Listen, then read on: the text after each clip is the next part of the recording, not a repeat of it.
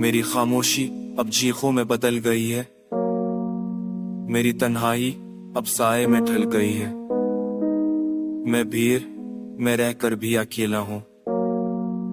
मैं लोगों में हंस कर भी अटकौरा हूँ।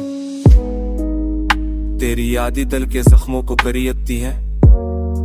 तेरी बातें मेरे ख्वाबों को जलाती हैं। मैं चाहकर भी सुकून नहीं पा सका।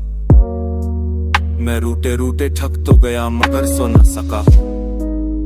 ये दिल हर रोज मरने का बहाना ढूंढता है।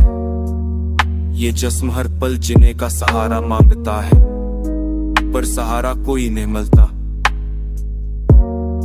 पर सहारा सिर्फ खालीपन मिलता है।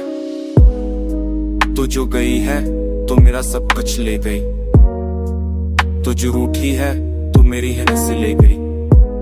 अब पलकों पे नमी नहीं है। अब लम्हों में खामोशी ही खामोशी है। मैं रात के इन भीड़ों से बातें करता हूँ।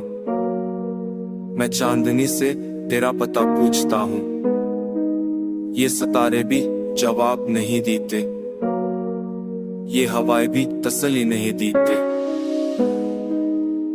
मेरी दाओं का सकूत बढ़ता जा रहा है। मेरी धड़कनों का शोर कम होता जा रहा है।